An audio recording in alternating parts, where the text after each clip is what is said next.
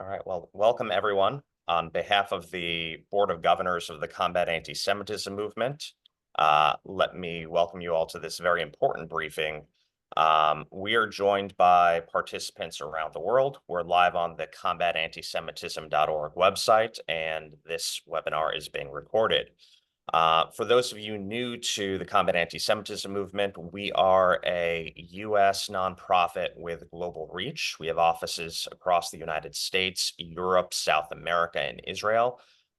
We've convened 850 partner organizations, more than 5 million people from a diverse array of religious, political, and cultural backgrounds, joined in the common mission of fighting anti-Semitism. And Cam, in particular, I think, is the premier evangelist of the International Holocaust Remembrance Alliance, IHRA, definition of anti-Semitism, and that's the topic of this morning's conversation. As we discuss this real milestone in American legislative history. But while we're here to talk about events in Washington, I'd be remiss if I didn't point out that our colleagues in South America today are announcing that the city of Rio in Brazil has adopted the IHRA definition of anti-Semitism as well. So this is truly a global effort that we're all engaged in to combat the world's oldest hatred. This has been a historic week in the fight against anti-Semitism. And while the news, I think, is saddening, perhaps even maddening, with the visuals from UCLA or the news from Northwestern University, the march in Greenwich, Connecticut yesterday, there are some silver linings for us to look to, and today's conversation is certainly one of those, because we are here to celebrate the first ever adoption of the IHRA definition of anti-Semitism and the working examples by the U.S. House of Representatives. And not only was it adopted, but it was adopted overwhelmingly with 320 yes votes, well above the 2/3 margin that would suggest overwhelming adoption.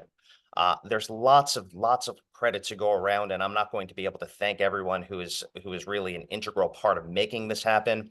But I'd be remiss to not recognize the leadership of Speaker Johnson for bringing this to the floor as quickly as he did, for Chairman Jordan, for Elise Stefanik and other members of the House leadership. But first and foremost, we have to recognize the authors. We're joined by Congressman Mike Lawler. His colleague, Congressman Josh Gottheimer, was the co-sponsor of this, and their tireless, thankless often, work over most of the past year has led us to this moment. So let me just be the first to say a big thank you for the leadership that Congressman Lawler from New York's 17th Congressional District, which includes Rockland, parts of Westchester County, has demonstrated in getting us to this point today. And we'd like to invite him to share his thoughts about how we got here, where we go from here, and then we'll have some Q&A before he has to leave around 9:30 Eastern. So with that, let me stop talking and turn it over to Congressman Lawler. Mike. Thanks, Ari, and thank you to everyone at the Combat Anti-Semitism Movement for all of your help and support over the last year as we work through this legislative process. Oftentimes when you are legislating, it can take years, frankly, to get legislation across the finish line. We introduced this bill officially in the aftermath of October 7th. And so, in just over 6 months, we were able to get this across the finish line because of the hard work of so many, including the Combat Anti-Semitism Movement and its leadership. So I want to thank everyone for all of your support on this. As I said, this is something we've been working on going back a year, especially in the aftermath of the CUNY Law School graduation speech just about a year ago. I authored the Stop Anti-Semitism on College Campuses Act, which would seek to defund institutions of higher learning that engage and promote and sanction anti-Semitic events on their campuses.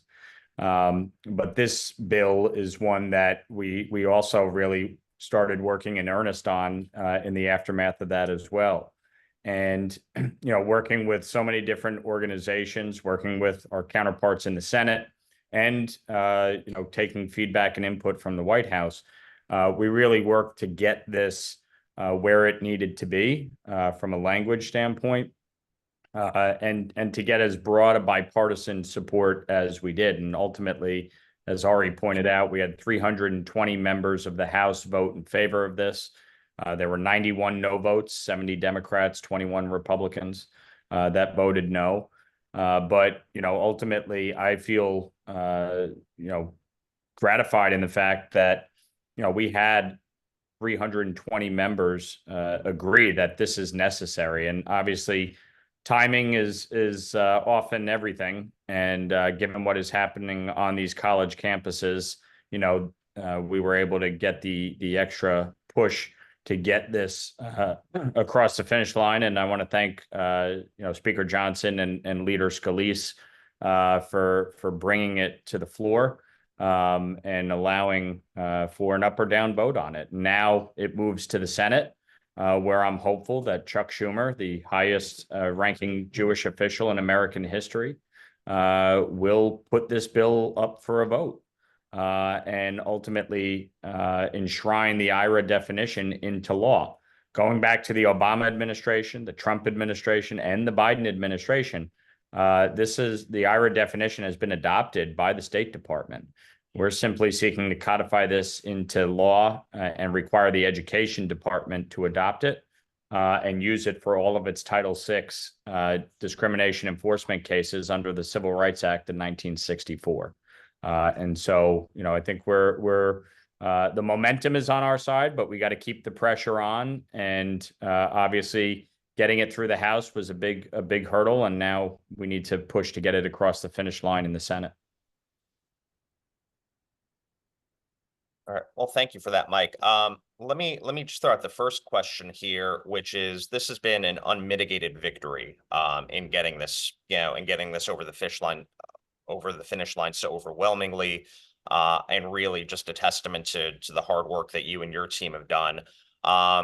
There's been, the experts on Twitter have decided to start, looking at the bill in the past, 24 hours or so, and there's been some hyperventilating online. Some conservative commentators have decided that this criminalizes the Bible, in a bit of hyperbole maybe there. So can you speak to what this bill does and doesn't do, as far as free speech, as far as setting boundaries of what is and is not anti-Semitism? Yeah. So number one, within the bill itself, the constitutional protections are in place. Nothing in the bill can interfere with an individual's First Amendment right to free speech.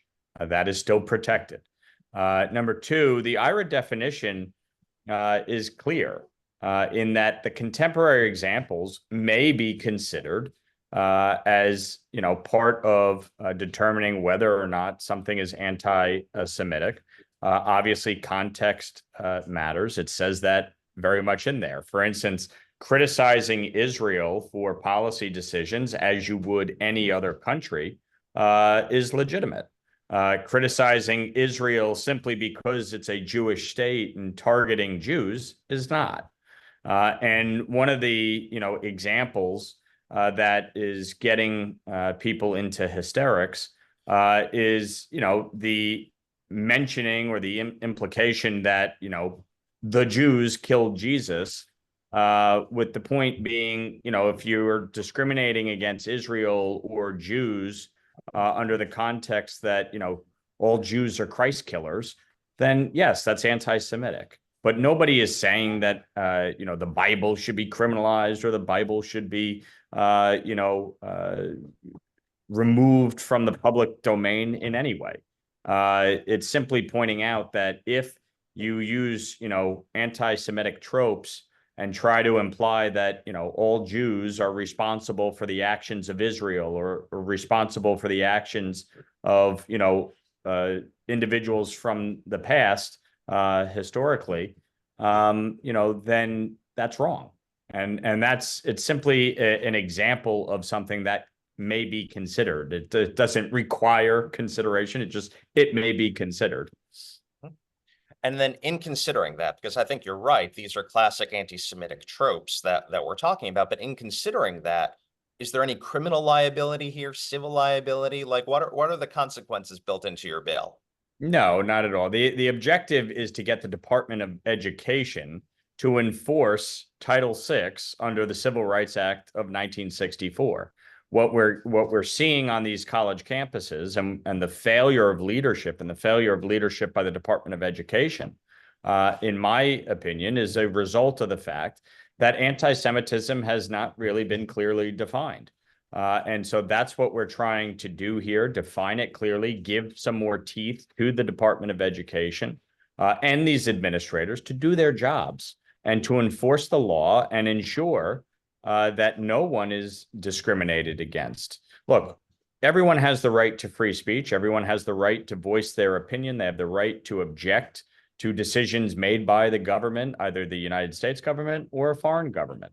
But the moment those protests turn violent or threats of violence emerge, or calling for, Zionists to die or all Jews to go back to Poland, or calling for the eradication of the state of Israel or Intifada, that's where it crosses a line, and there needs to be accountability. And so, this is trying to provide guidance to the Department of Education and the institutions of higher learning so that they can actually enforce the law. And I think you said something important there, which is this is part of the Civil Rights Act of 1964. This has been established law for 60 years now. All we're doing now is extending the same protections for other minority students to Jewish students on campus. Is that right? Correct. And making sure really that the institutions and that the federal government has guidance on what is anti-Semitism, because oftentimes, these administrators hide behind the idea that, well, this is a debate about policy and Israel and the Palestinian conflict, and we're allowing people free speech. But when it's rooted in anti-Semitism, when it's rooted in a hatred of Jews, when you're calling for the elimination of the Jewish state simply because it's a Jewish state, and yet make no similar demand of Arab states, for instance, it obviously is rooted in anti-Semitism, and that's what we're trying to combat. So we have a question now about next steps in the Senate. It looks like a number of members of the Senate have said that they're going to review it. Some of them aren't commenting at all. What do you make of that? What do you make of where we go in the Senate? Do you think that there's an appetite to amend this to include many of the other anti-Semitism bills? What's your sense of where we go from here, Mike? Well, I'm waiting to speak with my co-lead in the Senate, Tim Scott, and get a sense from the senator about kind of where things stand on his end. But I think we've made significant progress by getting this through the House, and now it puts the onus on Senator Schumer and Senate Democrats to put this to the floor for a vote. Obviously, as we saw in the House, there's going to be people in the Senate who object. I can't imagine Bernie Sanders will be supporting this bill, given that every member of the squad voted against it. But we're putting this up for debate, discussion, and trying to force change here. And so I think the pressure has to build a little bit from the public standpoint, from Jewish organizations, reaching out to the Senate and individual senators and really pushing them on this. Obviously there may be those that want other bills or those that want to tweak or change some aspects of this. Ultimately, we would like to see this advance quickly. And it would be great, certainly, if the White House would embrace it as well. So we're going to keep pushing. Obviously, even though it's out of the House now, I want to see this get signed into law. So we're going to be putting as much, public pressure as we can from my end of it on the Senate to act. So I started by saying that this is a historic moment in that the United States House has passed it, but the truth is the United States Senate passed this same bill in 2016 by unanimous consent, I believe. So there's a controversy now from people I think who've only just recently started to look at this bill. But the fact is that 36 US states, 100 US municipalities, the United States Senate has previously passed this. What do you think why do you think it is that it's suddenly, it's suddenly newsworthy? Whereas, it's previously just been something that everyone has recognized as common sense. Well, I think obviously politics has seeped in. I think on the Democratic side, look, Jerry Nadler, who opposed this on the floor, debating it against me and voting against it, was a co-sponsor of almost the exact same bill in the 115th Congress in 2018. Obviously, as you said, this has passed the Senate previously. The Obama, Trump, and Biden administrations have all adopted the IRA definition with respect to the State Department. President Trump had an executive order put in place with respect to the IRA definition. So it's not like I made this up out of thin air. And so obviously some of the histrionics and politics are absurd. But I think again, the more of a public pressure campaign that can be put on the Senate, the more likely we are to get this across the finish line. Well, I know that you have to go, so maybe we'll stop with one last question. I'll give you the opportunity to sort of wrap this all up here. Do you want to, again, this is something that is now getting wrapped into arguments surrounding free speech. Can you just address that head on? Will the IRA definition and the working examples in any way impinge upon free speech? No, and it's clear within the IRA definition that the contemporary examples may be used to give context, to give examples of what might be considered anti-Semitic. And again, depending on the actions and the context and the situation.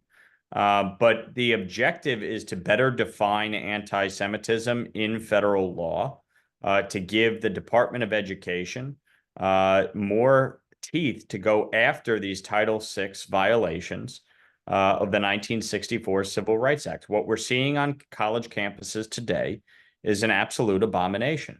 This is not free speech. In 1969, Father Hesburgh, the president of Notre Dame, had issued a letter to students and faculty in which he said, in sum and substance, you have the right to protest, you have the right to voice your opinion, you have the right to object to policy decisions being made by the government. But the moment your protest turns violent, either physically or verbally, you lose that right. And at that point, you'll have 15 minutes to meditate on your position and then cease and desist. And if you don't cease and desist, you'll be asked for your ID. If you're a student, you'll be suspended. If you're not a student, you will be arrested for trespassing. And if after 5 minutes you're still there, you will be expelled and arrested. And I think the objective is, number one, yes, we want our institutions of higher learning to be places of robust public debate. We want our government to be a place of robust public debate. But it needs to be rooted in fact, and it needs to be rooted in an understanding of others. And when you engage in hate, when you engage in threats of violence, that is when it crosses the line. And so, what we're trying to do here is provide for some guidance. It does not interfere with free speech. People have the right to object to the state of Israel and the policy decisions that it's making, just as they would the United States. Being down in Washington, we have people protesting us every day, and that's their right. And we want to encourage that robust debate. But what we're seeing on campuses where they're calling for intifada, where they're calling for Jews to die, Israel to die, America to die, where you have people saying Zionists should die, the leader of the movement in Colombia, when you're being endorsed by Hamas, China, and Iran, there's a fundamental problem with your protest. And so, we just want to make sure that all students are safe, all students have the right to free speech, and all students have the right to get an education without being harassed. Well, Congressman, let me thank you for your absolute moral clarity on this. Your leadership in getting this through the House has just been, it's been a pleasure to work with you and to see how you've managed to sort of wrangle, all of your colleagues on this. So really, let me say thank you for that. And we'll look forward to working with you and hopefully, continuing to do these briefings as we make progress through the Senate. For those of you watching, if you have the opportunity, I would strongly encourage you to go and find Congressman Lawler's floor speech on HR 6090, which was as impassioned a speech in really in defense of combating anti-Semitism as I've seen. So really, Mike, thank you from all of us here at CAM and on behalf of the Board of Governors. Well, thank you, Ari, and thanks for pulling this together. But more importantly, thank you for all your help and your friendship and really working to get this bill advanced. None of these things happen without the support and effort of everyone involved. So it was a real team effort. I want to thank Adam Barron as well and all the folks at Combat Antisemitism Movement for all the hard work that has gone into this. We got over the first hurdle, and now we got to get across the finish line. So let's keep at it. Amen. All right, we'll let you go. We know that you have a flight to catch. For Thanks, everyone else, for everyone else, we'll have this on the website. Again, that's combatantisemitism.org. And please look out for future invites as we continue this policy conversation, along with alerts to contact senators and other key influencers as we continue to march towards passage of the IRA definition through the United States Congress. So with that, let me sign off, but thank you again for joining us, and we'll look forward to talking to you all again soon.